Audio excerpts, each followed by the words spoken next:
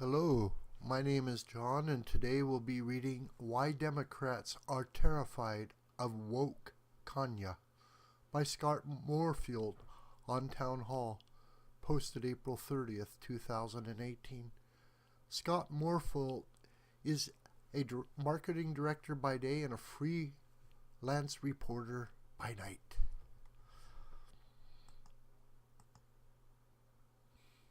Turns out when you're a famous musician with 28 million Twitter followers, people are going to sit up and pay attention to what you tweet, regardless of the topic. So when rapper Kanye West, a man who got over 41,000 likes for tweeting the word decentralized, lit the social media world on fire last week with a series of tweets seeming to support President Trump, the world was quick to take notice.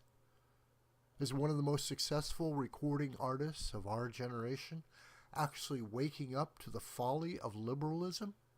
Has Kanye actually been red-pilled? On the one hand, conservatives understandably but a little hypocritically took an altogether different approach with Kanye than the shut up and sing imploration that typically would take were such a celebrity spouting off the usual liberal nonsense. As for liberals, along with the usual hysterics, name-calling, and denigrations of mentally ill that are generally doled out as a matter of course to those who even partially leave the Democratic thought plantation, were implorations to, well, essentially, shut up and sing.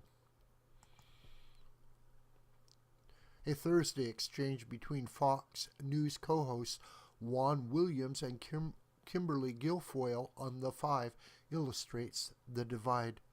Kanye's done nothing, the liberal-leading Williams said. When it comes to substance, this guy has nothing. This is a guy, in fact, who said Cosby was innocent. This is a guy who condemned George W. Bush. You guys are suddenly flocking to him because it's convenient.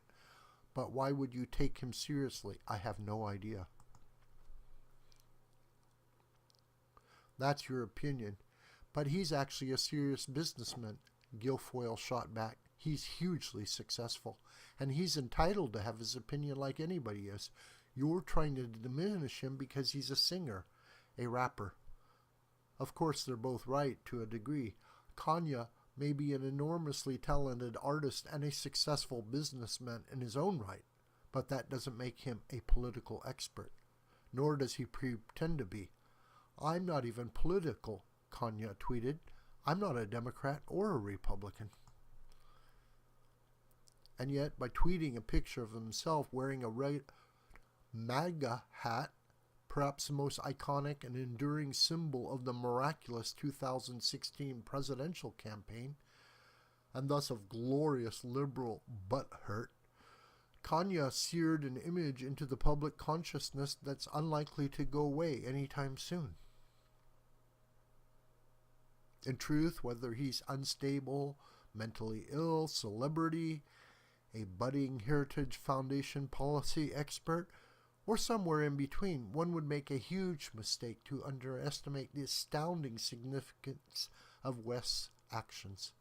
Because even by acknowledging President Trump, someone who is literally the devil incarnate to liberals, as a brother, by advocating free thought, and especially by wearing that glorious red hat, West just opened the door to the exact kind of thought that has the potential to change lives by the millions.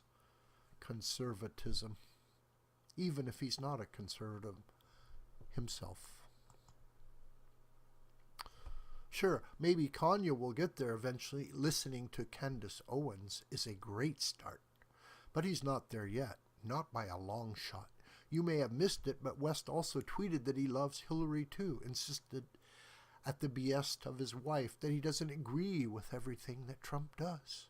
Obviously, one doesn't have to agree with Trump on all issues to be a conservative, but the point is that West was catering to the haters a little with that tweet, and even tweeted a picture of Parkland gun control activist Emma Gonzalez under the words, "My hero," In other words, even woke Kanye has a long way to go before he's the next Thomas Sowell.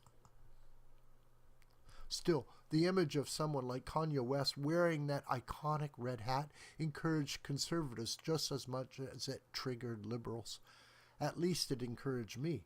Woke Kanye is way cooler than Taylor Swift and George Bush bashing SJW Kanye by a huge margin. Could this be the long hoped for crack in the armor of the black Democratic voting bloc? Could Kanye West, simply by his acknowledgement, if not his endorsement of our side, pave the way for conservatives to finally get past the noise and reach black people with a message that's sure to help them far more than liberalism ever has? Pro-Trump singer Joe Villa seems to think so. West has shattered the stereotype and myth that all Republicans are racist. Villa writes in a Fox News op-ed. He has challenged the music industry's identity politics. He's a hero to free-minded individuals of all colors.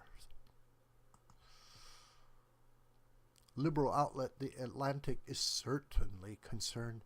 Now were Kanye's tweets to go ignored in the press, they indeed would hold less power, writes Spencer Kornhaber.